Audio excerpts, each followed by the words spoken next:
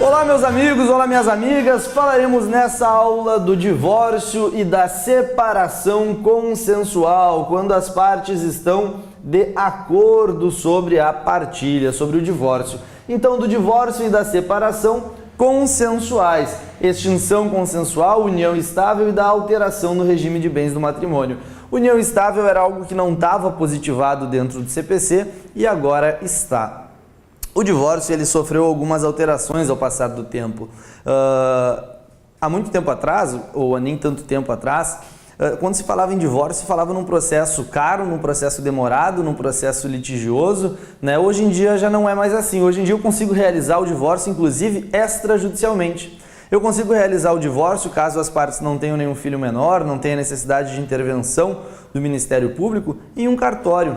Obviamente com a presença de um advogado, né? O advogado é indispensável para a administração da justiça.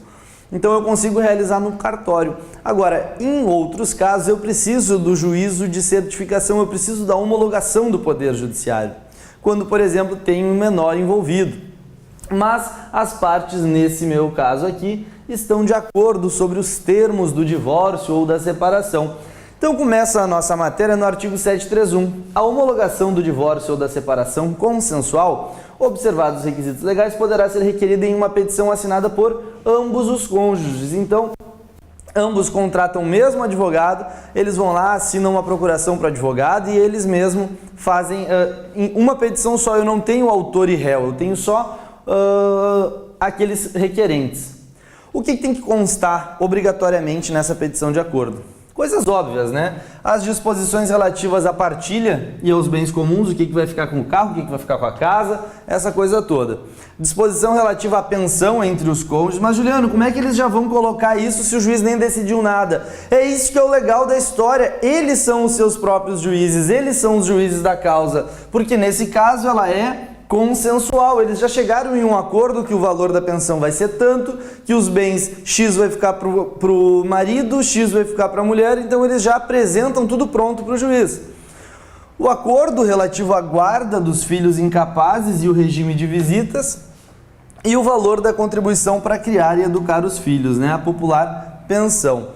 Então o que tem que ter? Disposição sobre os bens, pensão, a guarda dos filhos incapazes e contribuição para criar e educar os filhos, que seria um plus da pensão, né? Que o legislador colocou como um plus a pensão. Então, aqui eu poderia dizer que seria uma pensão destinada aos filhos, e aqui, caso tenha alguma pensão entre os cônjuges, ela também deve ser mencionada. Então, pensão entre os cônjuges e pensão para os filhos.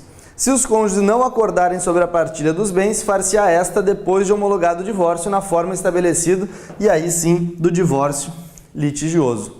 Se não tiver acordo sobre uma parte, mas tiver acordo sobre outra parte, essa parte que não tem acordo vai respeitar o procedimento litigioso, beleza?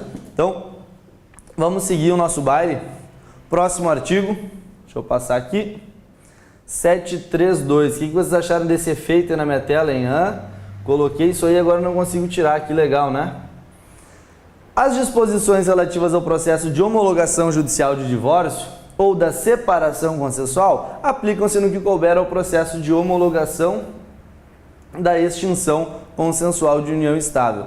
O divórcio consensual, a separação consensual e a extinção da união estável, não havendo nascitura ou filhos incapazes, poderá ser realizada por escritura pública, como eu falei para vocês. O que não pode ter? Não pode ter direitos de nascitura ou filhos incapazes. Se não tiver esses casos, faz extrajudicialmente, não depende de homologação judicial.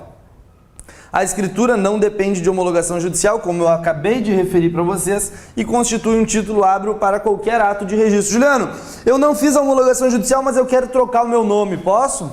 Claro que sim, é um título hábil para qualquer ato de registro, bem como para levantamento de importância depositada em instituições financeiras.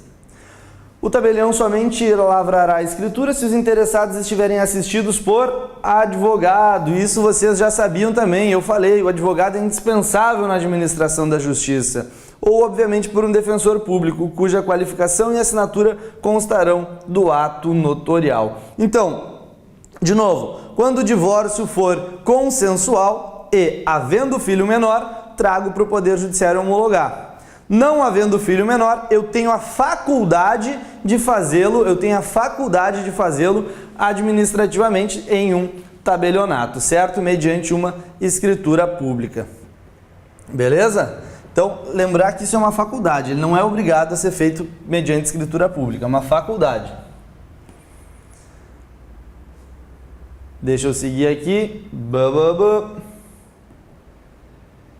Olha aí que bonitinha minha troca de slides. Vou apagar aqui. 734. Alteração no regime de bens do casamento, observados os requisitos legais, poderá ser requerida motivadamente em petição assinada por ambos os cônjuges, na qual serão expostas as razões que justificam a alteração, ressalvados os direitos de terceiro. Então, se eu sou casado no regime da comunhão parcial de bens e eu quero trocar para o regime da comunhão universal de bens, posso, sem problema nenhum. Petição dirigida ao juízo, aonde será homologada essa alteração e averbada na certidão de casamento. Ao receber a petição, o juiz determina a intimação do MP e a publicação de edital, que divulgue a pretendida alteração de bens. Por que a emissão de edital? Porque daqui a pouco os cônjuges estão usando desse artifício para fraudar possíveis execuções. Então daqui a pouco eles tinham um regime de comunhão universal de bens. E aí eles se encheram de dívida. Não, então vamos passar para o regime da comunhão parcial, talvez, para burlar alguns credores. Então vai ser feito um edital, publicado um edital, para que divulgue a pretendida alteração de bens, somente podendo decidir depois de decorridos 30 dias da publicação do edital. Então aí sim o juiz pode decidir sobre a alteração do regime de bens do casamento, beleza?